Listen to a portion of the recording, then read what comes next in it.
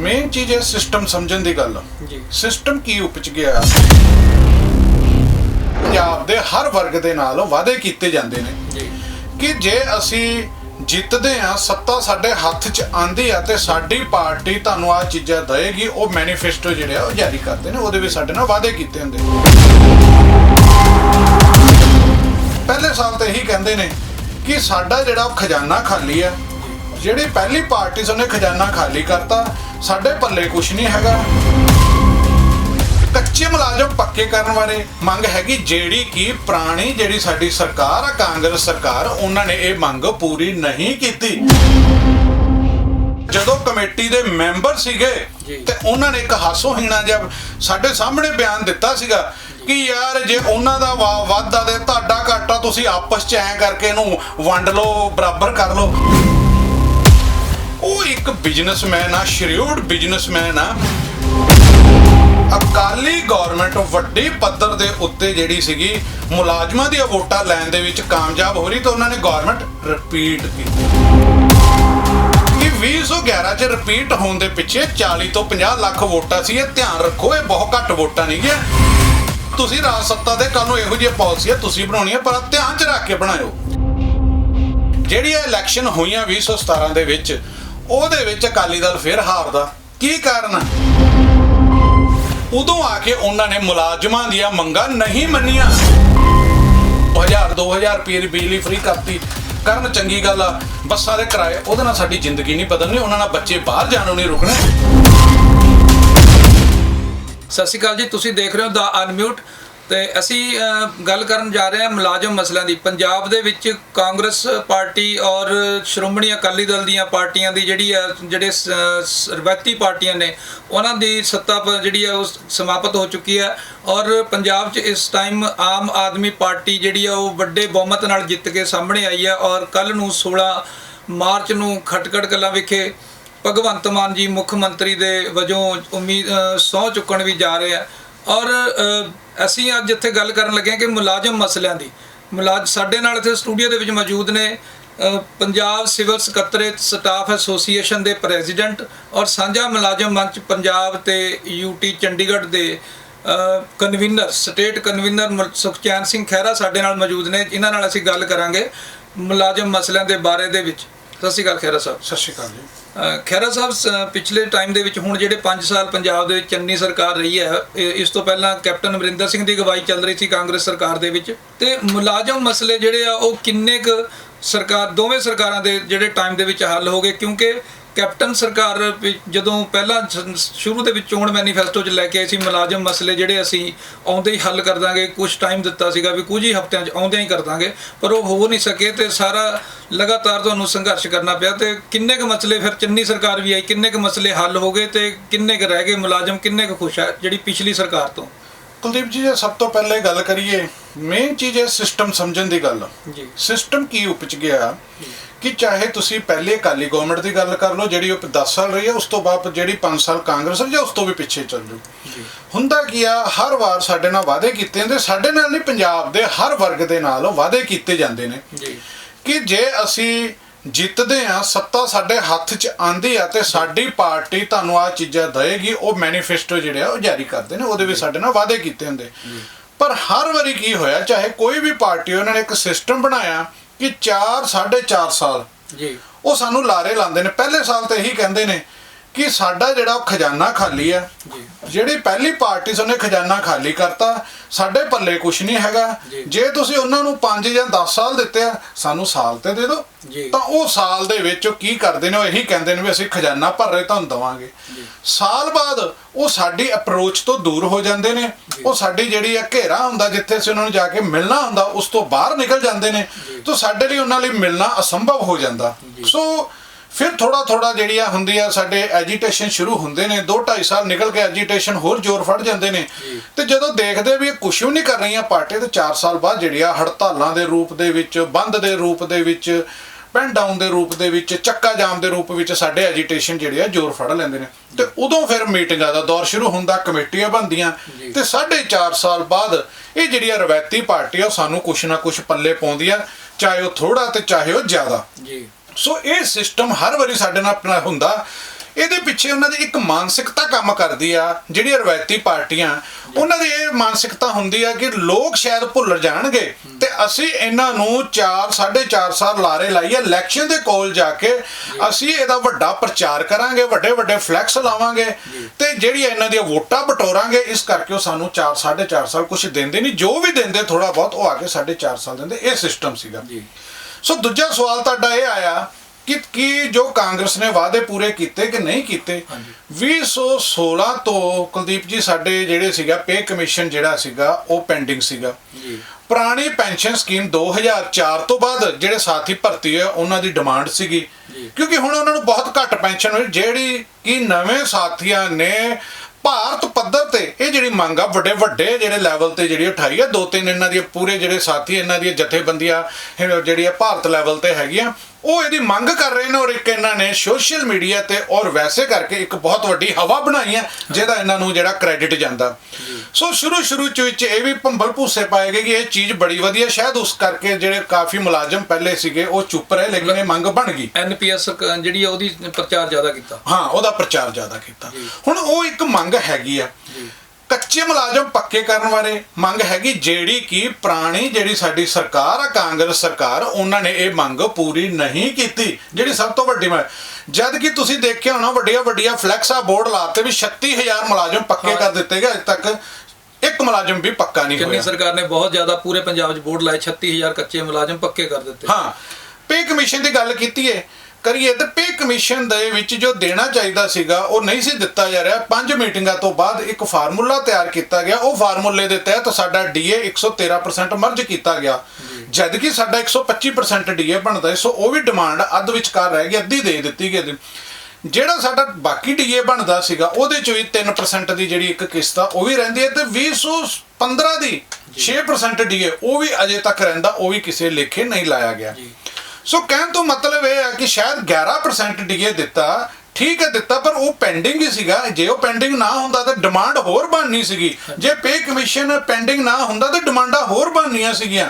ਲੇਕਿਨ ਇਹਨਾਂ ਨੇ ਤਾਂ ਪੈਡੈਂਸੀ ਦੇ ਵਿੱਚੋਂ ਵੀ ਕੁਝ ਹਿੱਸਾ ਦਿੱਤਾ, ਆਪਣੇ ਪੱਲਿਓਂ ਕੁਝ ਨਹੀਂ ਦਿੱਤਾ। ਸੋ ਜਿਹੜਾ ਹੱਕ ਸੀ ਉਹਦਾ ਹੀ ਕੁਝ ਦਿੱਤਾ, ਨਵਾਂ ਕੁਝ ਨਹੀਂ ਦਿੱਤਾ। ਸੋ ਤਨਖਾਹਾਂ ਸਾਥੀਆਂ ਦੀਆਂ ਜ਼ਰੂਰ ਵਧੀਆਂ ਨੇ ਜੀ, ਪਰ ਉਹ ਉਹਨਾਂ ਨੂੰ ਜੋ ਉਹਨਾਂ ਦਾ ਹੱਕ ਬਣਦਾ ਹੈ ਪੈਡੈਂਸੀ ਉਹੀ ਵਧੀਆ। ਸੋ ਕੁਝ ਖਾਸ ਜਿਹੜਾ ਸਰਕਾਰ ਨੇ ਮੁਲਾਜ਼ਮ ਵਰਗ ਲਈ ਨਹੀਂ ਕੀਤਾ। ਮੁਲਾਜ਼ਮ ਜਿਹੜੇ ਪੱਕੇ ਹੋਏ ਆ ਕਿ ਜਿਹੜੇ 36,000 ਮੁਲਾਜ਼ਮ ਆ ਉਹਨਾਂ ਚੋਂ ਕੁਝ ਪੱਕੇ ਹੋਏ ਜਾਂ ਨਹੀਂ? ਫਿਰ ਹੁਣ ਨਹੀਂ, ਦੇਖੋ ਉਹਨਾਂ ਨੇ ਹੁਣ ਬਲੇਮ ਗੇਮ ਚੱਲ ਰਹੀ ਹੈ। ਰਾਜਨੀਤੀ ਦਾ ਇੱਕ ਜਿਹੜਾ ਪਹਿਲੂ ਹੁੰਦਾ ਕਿ ਇਹ ਕੀ ਕਰਦੇ ਨੇ ਉਹੀ ਚੀਜ਼ ਆਪਾਂ ਵੀ ਲੋਕ ਕਰਦੇ ਨੇ, ਕਿਉਂਕਿ ਸਾਡੇ ਹੁਣ ਖੂਨ 'ਚ ਉਹੀ ਚੀਜ਼ ਜਿਹੜੀ ਹੈ, ਜਿਹੜੀ ਜੋ ਸਾਨੂੰ ਸਿਖਾਇਆ ਗਿਆ ਰਾਜਨੀਤਿਕ ਲੋਕਾਂ ਨੇ ਉਹੀ ਅਸੀਂ ਕਰਨ ਲੱਗ ਗਏ ਹਾਂ ਕਿ ਅਸੀਂ ਦੂਜੇ ਨੂੰ ਦੋਸ਼ ਦੇਣਾ। ਸੋ ਹੁਣ ਉਹ ਦੋਸ਼ ਦੇ ਵਿੱਚ ਕੀ ਆ ਕਿ ਕਾਂਗਰਸ ਨੇ ਦੋਸ਼ ਦਿੱਤਾ ਕਿ ਇਹ ਜਿਹੜੀ ਅਸੀਂ ਤੇ ਗਵਰਨਰ ਨੂੰ ਭੇਜਤੀ ਆ। ਜਦੋਂ ਗਵਰਨਰ ਨੂੰ ਤੁਹਾਡੇ ਵਰਗੇ ਰਿਪੋਰਟਰ ਸਾਥੀਆਂ ਨੇ ਪੁੱਛਿਆ ਕਿ ਦੱਸੋ ਇਹਨਾਂ ਨੇ ਜਿਹੜੀ ਫਾਈਲ ਭੇਜੀ, ਉਹ ਕਹਿੰਦੇ ਜੀ ਅਸੀਂ ਤੇ ਬੜੀ ਦਿਨ ਪਹਿਲੇ ਦੇ ਆਬਜੈਕਸ਼ਨ ਲਾ ਕੇ ਪੂਰੀ ਨੀਚੇ ਭੇਜਤੀ, ਉਹਨਾਂ ਨੇ ਕੋਈ ਸਪਸ਼ਟੀਕਰਨ ਨਹੀਂ ਦਿੱਤੇ। ਉਹ ਸਪਸ਼ਟੀਕਰਨ ਦੇ ਦੇਣ ਤੇ ਅਸੀਂ ਕੱਢ ਦਾਂਗੇ। ਸੋ ਉਹ ਉਹਨਾਂ ਨੂੰ ਕਹੀ ਗਏ, ਉਹ ਉਹਨਾਂ ਨੂੰ ਕਹੀ ਗਏ। ਗੱਲ ਇਹ ਸੀਗੀ ਕਿ ਜੇ ਪਤਾ ਸੀ ਕਾਂਗਰਸ ਨੇ ਮੁਲਾਜ਼ਮ ਪੱਕੇ ਕਰਨੇ ਤੇ 4.5 ਸਾਲ ਕਿਉਂ ਸੁੱਤੇ ਰਹੇ? ਉਹਨਾਂ ਨੂੰ ਨਹੀਂ ਪਤਾ ਕਿ ਆਪੋਜੀਸ਼ਨ ਪਾਰਟੀ ਦਾ ਗਵਰਨਰ ਹੁੰਦਾ ਤੇ ਸੈਂਟਰ ਗਵਰਨਮੈਂਟ ਵੱਲੋਂ ਕੀਤਾ ਜਾਂਦਾ, ਉਹ ਕਿਵੇਂ ਕਹਿਣਗੇ ਵੀ ਤੁਸੀਂ ਇਹਦਾ ਫਾਇਦਾ ਲੈ ਲਓ? ਸੋ ਇਹ ਤਾਂ ਇੰਨੀ ਕੁ ਸੋਚ ਹੁੰਦੀ। ਸ਼ਾਇਦ ਉਹਨਾਂ ਦੀ ਸੋਚ ਇਹ ਸੀ ਵੀ ਹੋਵੇ ਚਾਹੇ ਨਾ ਹੋਵੇ, ਅਸੀਂ ਤਾਂ ਕ੍ਰੈਡਿਟ ਲੈਣਾ, ਉਹਨਾਂ ਨੂੰ ਸਾਡੇ ਨਾਲ ਕੋਈ ਸਿੰਪਥੀ ਨਹੀਂ। ਇਸ ਕਰਕੇ ਇੱਕ ਵੀ ਜਿਹੜਾ ਹੈਗਾ ਕੱਚਾ ਮੁਲਾਜ਼ਮ ਪੱਕਾ ਨਹੀਂ ਹੋਇਆ। ਤੇ ਤੁਹਾਨੂੰ ਲੱਗਦਾ ਕਿ ਜਿਹੜੀ ਹੁਣ ਫਿਰ ਚੰਨੀ ਸਰਕਾਰ ਕਾਂਗਰਸ ਸਰਕਾਰ ਦੀ ਹਾਰ ਹੋਈ ਹੈ ਜਾਂ ਕੈਪਟਨ ਅਮਰਿੰਦਰ ਸਿੰਘ ਦੀ ਪਾਰਟੀ ਦੀ ਹਾਰ ਹੋਈ ਹੈ, ਇਹਦੇ ਵਿੱਚ ਕਿਤੇ ਨਾ ਕਿਤੇ ਮੁਲਾਜ਼ਮਾਂ ਦਾ ਵੀ ਜਿਹੜਾ ਸਹਿਯੋਗ ਰਿਹਾ ਉਹਨਾਂ ਨੂੰ ਹਰਾਉਣ ਦੇ ਵਿੱਚ? ਬਿਲਕੁਲ ਜੀ, 100% ਰਿਹਾ। ਅੱਜ ਤੁਸੀਂ ਦੇਖੋਗੇ ਬਿਆਨ ਵੀ ਆਏ ਆ, ਬਹੁਤ ਸਾਰੇ ਲੀਡਰ ਆਪਸ 'ਚ ਲੜ ਵੀ ਰਹੇ ਨੇ। ਉਹਨਾਂ ਵਿੱਚੋਂ ਬਹੁਤ ਸਾਰੇ ਲੀਡਰਾਂ ਦੇ ਬਿਆਨ ਆ ਰਹੇ ਆ ਕਿ ਮੁਲਾਜ਼ਮ ਵਰਗ ਨੇ ਸਾਨੂੰ ਵੋਟਾਂ ਨਹੀਂ ਪਾਈਆਂ, ਜਦ ਅਸੀਂ ਬਾਰ-ਬਾਰ ਇਹ ਕਹਿ ਰਹੇ ਸੀਗੇ ਵੀ ਸਾਡੀ ਗਿਣਤੀ 7.5-8 ਲੱਖ ਔਰ ਸਾਡੇ ਫੈਮਿਲੀ ਮੈਂਬਰ ਔਰ ਨੀਅਰ ਡੀਅਰ ਪਲਾ ਕੇ ਅਸੀਂ 40 ਤੋਂ 50 ਲੱਖ ਦੇ ਵਿੱਚ ਫਾਲ ਕਰਦੇ ਆ। ਤੇ ਐਡੇ ਵੱਡੇ ਜਿਹੜੇ ਮੁਲਾਜ਼ਮ ਵਰਗ ਨੂੰ ਤੁਸੀਂ ਦੁਖੀ ਕਰਕੇ ਕਿਵੇਂ ਜਿੱਤੋਗੇ? ਉਦੋਂ ਇਹਨਾਂ ਦੇ ਇੱਕ ਮੰਤਰੀ ਸਾਹਿਬਾਨ ਨੇ 10 ਮੰਤਰੀਆਂ ਦੀ ਮੀਟਿੰਗ ਹੋ ਰਹੀ ਸੀ, ਉੱਥੇ ਮੈਂ ਗਿਆ ਸੀਗਾ ਤਾਂ ਮੈਨੂੰ ਇਹ ਕਿਹਾ ਵੀ ਤੇਰੀਆਂ 3 ਲੱਖ ਵੋਟਾਂ ਪਿੱਛੇ ਸਾਨੂੰ ਕੋਈ ਤੂੰ ਧਮਕੀਆਂ ਦੇਣਾ। ਇਹ ਸਾਡੇ ਬੜੇ ਹੀ ਸਨਮਾਨਯੋਗ ਮੰਤਰੀ ਸੁਖਜਿੰਦਰ ਰੰਧਾਵਾ ਜੀ ਹੁਣ ਰੌਲਾ ਪਾ ਰਹੇ 500 ਵੋਟਾਂ ਦੇ ਜਿੱਤੇ ਹੋ। ਉਹਨਾਂ ਨੇ ਇਹ ਗੱਲ ਕਹੀ ਤੇ ਜਦ ਉਹਨਾਂ ਨੇ ਕਿਹਾ ਭਾਈ ਸਾਹਿਬ 3 ਲੱਖ ਨਹੀਂ ਅਸੀਂ 45-50 ਲੱਖ ਹਾਂ, ਤਾਂ ਜਦੋਂ ਉਹਨਾਂ ਨਾਲ ਆਰਗੂਮੈਂਟ ਸ਼ੁਰੂ ਹੋਏ ਤੇ ਤ੍ਰਿਪਤ ਰਜਿੰਦਰ ਬਾਜਵਾ ਜੀ ਨੇ ਮੇਰਾ ਹੱਥ ਫੜ ਕੇ ਉਹ ਮੀਟਿੰਗ ਚੋਂ ਬਾਹਰ ਆਏ ਵੀ ਮੈਂ ਗੱਲ ਕਰੂੰਗਾ। ਸੋ ਜਦੋਂ ਇੰਨਾ ਹੰਕਾਰ ਸਿਰ ਚੜ ਕੇ ਕਾਂਗਰਸ ਦੇ ਮੰਤਰੀ ਇਹਦੇ ਬੋਲ ਰਹੇ ਸੀ, ਜਦੋਂ ਕਹਿ ਰਿਹਾ ਵੀ ਤੂੰ 3 ਲੱਖ ਰੁਪਏ 3 ਲੱਖ ਆਪਣੀ ਵੋਟਾਂ ਦੀ ਧਮਕੀ ਦਿੰਦਾ ਸਾਨੂੰ, ਅਸੀਂ ਨਹੀਂ ਮੁਲਾਜ਼ਮਾਂ ਤੋਂ ਡਰਦੇ, ਤੇ ਫਿਰ ਮੁਲਾਜ਼ਮਾਂ ਨੇ ਭੁਗਤਣਾ ਹੀ ਸੀ। ਮਨਪ੍ਰੀਤ ਬਾਦਲ ਦਾ ਕੀ ਹਾਲ ਕੀਤਾ ਤੁਸੀਂ ਦੇਖ ਹੀ ਲਿਆ। ਬਾਦਲ ਸਾਹਿਬ ਮਨਪ੍ਰੀਤ ਬਾਦਲ ਕਹਿੰਦੇ ਰਹੇ ਕਿ ਖਜ਼ਾਨਾ ਖਾਲੀ ਹੈ, ਤੇ ਉਹਦੇ ਜਿਹੜੀ ਉਹਨਾਂ ਦੇ ਵੀ ਹਰਾਉਣ ਦੇ ਵਿੱਚ ਕਹਿੰਦੇ ਮੁਲਾਜ਼ਮਾਂ ਦਾ ਕਾਫੀ ਯੋਗਦਾਨ ਰਿਹਾ ਉਹਨਾਂ ਦੇ ਹਲਕੇ ਦੇ ਵਿੱਚ। ਦੇਖੋ ਗੱਲਾਂ ਉਹ ਫਿਲਾਸਫੀਕਲੀ ਬੜੀਆਂ ਵੱਡੀਆਂ ਕਰਦੇ ਨੇ, ਪਰ ਬੜੇ ਇਮਾਨਦਾਰ ਮੰਤਰੀ ਵਜੋਂ ਵੀ ਆਪਣੇ ਆਪ ਨੂੰ ਪੇਸ਼ ਕਰਨ ਦੀ ਕੋਸ਼ਿਸ਼, ਉਹ ਬੜੇ ਕਹਿੰਦੇ ਵੀ ਬੜੇ ਗਿਆਨਵਾਨ ਵੀ ਬਣੇ ਆ। ਸੋ ਉਹਨਾਂ ਬਾਰੇ ਮੈਂ ਕਹਿੰਦਾ ਗਿਆਨ ਵੀ ਹੋਣੇ ਸੀਗੇ। ਜੇ ਉਹਨਾਂ ਦੀ ਚੰਗੀ ਪਰਫਾਰਮੈਂਸ ਹੁੰਦੀ ਤਾਂ ਮੈਨੂੰ ਲੱਗਦਾ ਵੀ ਕਾਂਗਰਸ ਸਰਕਾਰ ਦੁਆਰਾ ਰਿਪੀਟ ਕਰ ਜਾਂਦੀ। ਜੇ ਉਹ ਰਿਪੀਟ ਨਹੀਂ ਕੀਤੀ, ਇਸੇ ਕਰਕੇ ਨਹੀਂ ਕੀਤੀ ਕਿ ਉਹਨਾਂ ਨੇ ਦੇਖੋ ਆਪਣੇ ਹਲਕੇ ਦੇ ਵਿੱਚ ਕਹਿੰਦੇ ਨੇ ਵੀ ਜਿਹੜੀ ਸੋਲਰ ਪਲੇਟਸ ਆ ਹਰ ਘਰ ਚਲਵਾਉਣੀਆਂ ਸ਼ੁਰੂ ਕਰਤੀਆਂ। ਪਹਿਲੋਂ ਹੀ ਇੱਥੇ ਕੁਝ ਫੰਡ ਉਧਰ ਸ਼ਿਫਟ ਕਰਾ ਕੇ ਹੋਰ ਬੜੀਆਂ ਤਰ੍ਹਾਂ ਦੀਆਂ ਸਹੂਲਤਾਂ ਦੇਣੀਆਂ ਸ਼ੁਰੂ ਕਰਤੀਆਂ। ਫਿਰ ਕਈ ਤਰ੍ਹਾਂ ਦੇ ਉਹਨਾਂ ਨੇ ਹੋਰ ਹੱਥ ਕੰਡੇ ਵੀ ਵਰਤੇ ਕਿ ਮੈਂ ਜਿੱਤ ਜਾਵਾਂ, ਪਰ ਮੁਲਾਜ਼ਮ ਵਰਗ ਨੇ ਉੱਥੇ ਝੰਡੇ ਮਾਰਚ ਕਰਕੇ, ਰੈਲੀਆਂ ਕਰਕੇ, ਜਿਹੜੇ ਸਾਡੇ ਸਾਥੀ ਸੀਗੇ ਸਾਂਝੇ ਫਰੰਟ ਦੇ, PSMSU ਦੇ ਜਾਂ ਸਾਡੇ ਸਾਂਝੇ ਮੰਚ ਦੇ, ਉਹਨਾਂ ਨੇ ਮਿਹਨਤ ਕੀਤੀ। ਮਿਹਨਤ ਕਰਕੇ ਉਹਨਾਂ ਨੇ ਕੋਈ ਤਹਈਆ ਕੀਤਾ ਕਿ ਕਾਂਗਰਸ ਤੇ ਹਰਾਣੇ, ਪਰ ਮਨਪ੍ਰੀਤ ਬਾਦਲ ਨੂੰ ਰਿਕਾਰਡ ਤੋੜ ਹਾਰ ਦੇਣੀ ਆ। 63,000 ਤੇ ਕੁਛ 600 ਵੋਟ ਦੇ ਨਾਲ ਜਿਹੜੇ ਆ ਮਨਪ੍ਰੀਤ ਬਾਦਲ ਹਾਰਿਆ। ਸੋ ਇਹੋ ਜਿਹੇ ਲੋਕਾਂ ਲਈ ਵੀ ਬਾਬਾ ਜੀ ਨੇ ਕਿਹਾ, ਕਹਿੰਦੇ ਗਿਆਨ ਵਿਹੂਣੇ ਗਾਵੇਗੀ ਤਾਂ ਭੁੱਖਾ ਮੁੱਲਾ ਘਰੇ ਮਸੀਤ। ਆਪਣੇ ਆਪ ਨੂੰ ਸਿਆਣੇ ਬਣਦੇ ਰਹੇ, ਖਜ਼ਾਨਾ ਖਾਲੀ ਦੀਆਂ ਦੁਹਾਈਆਂ ਦਿੰਦੇ ਰਹੇ ਤੇ ਆਪਣੇ ਤੁਸੀਂ ਘਰ ਭਰਦੇ ਰਹੇ ਤੇ ਉਹਦਾ ਮਿਸਯੂਜ਼ ਕਰਦੇ ਰਹੇ। ਹਾਰਨਾ ਤਾਂ ਹੈ ਹੀ ਸੀਗਾ। ਮਤਲਬ ਮਨਪ੍ਰੀਤ ਬਾਦਲ ਜਿਹੜਾ ਮੁੱਖ ਜਿਹੜਾ ਨਿਸ਼ਾਨਾ ਰਿਹਾ ਪੂਰੇ ਪੰਜਾਬ ਦੇ ਵਿੱਚ ਖਜ਼ਾਨਾ ਮੰਤਰੀ ਹੋਣ ਦੇ ਨਾਤੇ। ਬਿਲਕੁਲ ਜੀ ਨਿਸ਼ਾਨਾ ਰਿਹਾ, ਔਰ ਜੋ ਤਹਈਆ ਕੀਤਾ ਸੀ ਉਹ ਪੂਰਾ ਵੀ ਕੀਤਾ। ਆਪਣੇ ਜੋ ਬਚਨ ਸਾਡੇ ਸਾਥੀਆਂ ਨੇ ਕੀਤੇ ਸੀਗੇ ਤੇ ਉਹ ਬਚਨ ਨਿਭਾਏ। ਤੇ ਅੱਜ ਪਤਾ ਲੱਗਿਆ ਕਿ ਉੱਥੇ ਜਿਹੜੀ ਮਨਪ੍ਰੀਤ ਬਾਦਲ ਨੂੰ ਹਰਾਉਣ ਦੀ ਖੁਸ਼ੀ ਦੇ ਵਿੱਚ ਮੁਲਾਜ਼ਮਾਂ ਨੇ ਕੋਈ ਮਾਰਚ ਵੀ ਕੱਢ ਰਹੇ ਆ ਉੱਥੇ, ਧੰਨਵਾਦੀ ਮਾਰਚ, ਕੋਈ ਏਦਾਂ ਦੀ ਵੀ ਕੋਈ ਗੱਲ ਹੈਗੀ ਅੱਜ? ਜੀ ਬਿਲਕੁਲ ਜੀ, ਸਾਂਝਾ ਮੁਲਾਜ਼ਮ ਮੰਚ ਵੱਲੋਂ ਸਾਡੇ ਸਾਥੀ ਜਿਹੜੀਆਂ ਹੋਰ ਧਿਰਾਂ, ਖਾਸ ਕਰਕੇ ਜਿਹੜੀ ਸਾਡੀ ਕਲੈਰੀਕਲ ਜਮਾਤ ਦੀ ਇੱਕ ਸਿਰਮੌਰ ਜਥੇਬੰਦੀ ਆ, ਪੰਜਾਬ ਸਟੇਟ ਮਜਿਸਟਰੀਅਲ ਸਰਵਿਸ ਯੂਨੀਅਨ, ਉਹਨਾਂ ਵੱਲੋਂ ਜਿਹੜਾ ਪਹਿਲੇ ਵੀ ਜਿਹੜੇ ਝੰਡੇ ਮਾਰਚ ਕੀਤੇ ਗਏ, ਅੱਜ ਉਹਨਾਂ ਨੂੰ ਇਹ ਸੀਗਾ ਵੀ ਜੋ ਅਸੀਂ ਤਹਈਆ ਕੀਤਾ ਸੀਗਾ, ਜੋ ਅਸੀਂ ਆਪ ਵਾਅਦਾ ਕੀਤਾ ਸੀ ਵੀ ਇਹ ਜਿਹੜੀ ਆ ਮਨਪ੍ਰੀਤ ਬਾਦਲ ਨੂੰ ਜਿੱਤਣ ਨਹੀਂ ਦੇਣਾ, ਔਰ ਉਹ ਉਹਨੂੰ ਹਰਾਉਣ ਤੋਂ ਬਾਅਦ ਅੱਜ ਉਹ ਖੁਸ਼ੀ ਦਾ ਜਸ਼ਨ ਮਨਾ ਰਹੇ ਆ ਵੀ ਉਹਦੀ ਹਿੱਕ ਦੇ ਉੱਤੇ ਦਾਲ ਮੂੰਹ ਜਿਹੜੀ ਦਲੀ ਜਾ ਰਹੀ ਹੈ ਵੀ ਆਹ ਲੈ, ਤੂੰ ਕਹਿੰਦਾ ਸੀਗਾ ਵੀ ਖਜ਼ਾਨਾ ਖਾਲੀ ਆ ਤੇ ਮੈਂ ਵੋਟ ਜਿੱਤ ਕੇ ਦਿਖਾਊਂਗਾ ਤੇ ਆਹ ਲੈ ਅਸੀਂ ਤੈਨੂੰ ਹਰਾਤਾ, ਆ ਅਸੀਂ ਖੁਸ਼ੀ ਜਸ਼ਨ ਮਨਾ ਰਹੇ ਆ। ਤੇ ਨਾਲ ਦੀ ਨਾਲ ਆਉਣ ਵਾਲੇ ਜਿਹੜੇ ਵੀ ਪੋਲੀਟੀਕਲ ਲੋਕ ਨੇ ਉਹਨਾਂ ਨੂੰ ਇਹ ਸੰਦੇਸ਼ ਦਿੱਤਾ ਵੀ ਜੇ ਮੁਲਾਜ਼ਮਾਂ ਨਾਲ ਮੱਥਾ ਲਾਇਆ ਤੇ ਹਾਲ ਹਰ ਇੱਕ ਪੋਲੀਟੀਕਲ ਪਾਰਟੀ ਦਾ ਉਹੀ ਹੋਊਗਾ ਜਿਹੜਾ ਕਿ ਕਾਂਗਰਸ ਸਰਕਾਰ ਦਾ ਹੋਇਆ, ਮਨਪ੍ਰੀਤ ਬਾਦਲ ਦਾ ਹੋਇਆ। ਜਿਸ ਤਰ੍ਹਾਂ ਅੱਜ ਥੋੜਾ ਸੋਸ਼ਲ ਮੀਡੀਆ ਤੋਂ ਸੁਣਨ ਨੂੰ ਮਿਲ ਰਿਹਾ ਕਿ ਜਿਹੜੇ ਸਾਬਕਾ ਸਿਹਤ ਮੰਤਰੀ ਬਲਬੀਰ ਸਿੰਘ ਸਿੱਧੂ ਨੇ ਵੀ ਕਿਤੇ ਨਾ ਕਿਤੇ ਇਹ ਗੱਲ ਕਹੀ ਹੈ ਕਿ ਵੀ ਜਿਹੜੇ ਖਜ਼ਾਨਾ ਮੰਤਰੀ ਮਨਪ੍ਰੀਤ ਬਾਦਲ ਜਿਹੜੀ ਕਾਂਗਰਸ ਦੀ ਹਾਰ ਦੇ ਪਿੱਛੇ ਮੰਨੇ ਜਾ ਰਹੇ ਆ ਵੀ ਉਹਨਾਂ ਦੇ ਕਰਕੇ ਹਾਰ ਹੋਈ ਹੈ। ਤੇ ਸਿਹਤ ਮੰਤਰੀ ਦੇ ਰਾਜ ਦੇ ਵਿੱਚ ਸਿਹਤ ਕਾਮੇ ਜਿਹੜੇ ਸੜਕਾਂ ਤੇ ਰੁਲਦੇ ਰਹੇ, ਕਿਆ ਲੱਗਦਾ ਕਿ ਬਲਬੀਰ ਸਿੰਘ ਸਿੱਧੂ ਦੀ ਹਾਰ ਦੇ ਵਿੱਚ ਵੀ ਮੁਲਾਜ਼ਮਾਂ ਦਾ ਯੋਗਦਾਨ ਰਿਹਾ? ਦੇਖੋ ਪੰਜਾਬ ਦੇ ਵਿੱਚ ਜੇਕਰ ਮੁਲਾਜ਼ਮ ਦੇਖਿਆ ਜਾਵੇ ਤਾਂ ਸਭ ਤੋਂ ਵੱਧ ਮੁਲਾਜ਼ਮ ਮੋਹਾਲੀ 'ਚ ਤੇ ਦੂਜਾ ਪਟਿਆਲੇ ਦਾ, ਤੇ ਉਸ ਤੋਂ ਬਾਅਦ ਬਾਕੀ ਜ਼ਿਲ੍ਹਿਆਂ 'ਚ ਹੈਗਾ। ਹੁਣ ਐਡੀ ਵੱਡੀ ਗਿਣਤੀ ਦੇ ਵਿੱਚ ਮੁਲਾਜ਼ਮ ਮੋਹਾਲੀ 'ਚ ਹੋਵੇ ਤਾਂ ਮੈਂ ਸਰਦਾਰ ਬਲਬੀਰ ਸਿੰਘ ਸਿੱਧੂ ਨੂੰ ਕਹਿਣਾ ਚਾਹੁੰਦਾ ਕਿ ਉਹਨਾਂ ਨੇ ਮੁਲਾਜ਼ਮਾਂ ਲਈ ਕੀ ਕੀਤਾ। ਜਦੋਂ ਕਮੇਟੀ ਦੇ ਮੈਂਬਰ ਸੀਗੇ ਤੇ ਉਹਨਾਂ ਨੇ ਇੱਕ ਹਾਸੋਹੀਣਾ ਜਿਹਾ ਸਾਡੇ ਸਾਹਮਣੇ ਬਿਆਨ ਦਿੱਤਾ ਸੀਗਾ ਕਿ ਯਾਰ ਜੇ ਉਹਨਾਂ ਦਾ ਵਾਧਾ ਦੇ ਤੁਹਾਡਾ ਘਾਟਾ, ਤੁਸੀਂ ਆਪਸ 'ਚ ਐਂ ਕਰਕੇ ਇਹਨੂੰ ਵੰਡ ਲਓ, ਬਰਾਬਰ ਕਰ ਲਓ। ਉਹਨਾਂ ਨੂੰ ਇਹ ਨਹੀਂ ਪਤਾ ਲੱਗਿਆ ਸਾਰੀ ਮਿਨਿਸਟਰੀ ਦੇ ਵਿੱਚ ਵੀ ਆ ਵੰਡਣ ਵਾਲਾ ਕੰਮ ਜਿਹੜਾ ਇਹ ਤੁਹਾਡੇ ਅਨਅਫੀਸ਼ੀਅਲੀ ਲੈਵਲ ਤੇ ਚੱਲਦਾ। ਸਾਡੇ ਉੱਤੇ ਗ੍ਰੇਡ ਪੇ ਹੁੰਦੇ ਆ, ਕੁਝ ਤਰੀਕੇ ਹੁੰਦੇ ਆ, ਉਹਦੇ ਅਨੁਸਾਰ ਜਿਹੜੀ ਆ ਸੈਲਰੀ ਫਿਕਸ ਕੀਤੀ ਹੁੰਦੀ ਹੈ। ਇਹ ਨਹੀਂ ਹੁੰਦਾ ਯਾਰ ਤੇਰੀ ਘਾਟਾ ਤੇ ਮੇਰੀ ਜਿਆਦਾ, ਮੈਂ ਤੈਨੂੰ ਦੇਦਾ ਤੂੰ ਮੈਨੂੰ ਦੇ ਦੇ। ਉਹ ਇਹੋ ਜਿਹੇ ਜਦੋਂ ਬਿਆਨ ਦੇਣਗੇ ਤਾਂ ਉਹਨਾਂ ਨੇ ਹਾਰਨਾ ਹੀ ਸੀਗਾ। ਉਹ ਇੱਕ ਬਿਜ਼ਨਸਮੈਨ ਆ, ਸ਼ਰੀਊਡ ਬਿਜ਼ਨਸਮੈਨ ਆ, ਪੈਸਾ ਕਿਵੇਂ ਕਮਾਉਣਾ ਉਹਨਾਂ ਨੂੰ ਪਤਾ। ਸੋ ਉਹਦੇ ਹੀ ਆਧਾਰ ਤੇ ਉਹ ਆਪਣਾ ਕੰਮ ਕਰਦੇ ਆ। ਉਹਨਾਂ ਦੀ ਰਾਜਨੀਤਿਕ ਚਾਲਾਂ ਆਪਣੇ ਬਿਜ਼ਨਸ ਦੇ ਆਧਾਰ ਤੇ ਹੁੰਦੀਆਂ, ਇਹੀ ਨਹੀਂ ਹੋਰ ਵੀ ਬਹੁਤ ਸਾਰੇ। ਸੋ ਜਿਹੜਾ ਵੀ ਰਾਜਨੀਤੀ ਦੇ ਵਿੱਚ ਆਉਂਦਾ ਉਹ ਜ਼ਿਆਦਾਤਰ 90% ਉਹ ਲੋਕ ਆਉਂਦੇ ਨੇ ਜਿਨ੍ਹਾਂ ਨੇ ਆਪਣੇ ਆਪ ਨੂੰ, ਆਪਣੇ ਬਿਜ਼ਨਸ ਨੂੰ ਪ੍ਰਮੋਟ ਕਰਨਾ ਹੁੰਦਾ, ਕਮਾਉਣਾ ਹੁੰਦਾ। ਇਹ ਇੱਕ ਜਰੀਆ ਬਣ ਗਿਆ, ਤਾਈਓ ਇਸ ਦੇ ਵਿੱਚ ਪ੍ਰਵਾਦਵਾਦ ਪ੍ਰਫੁੱਲਤ ਹੋਇਆ।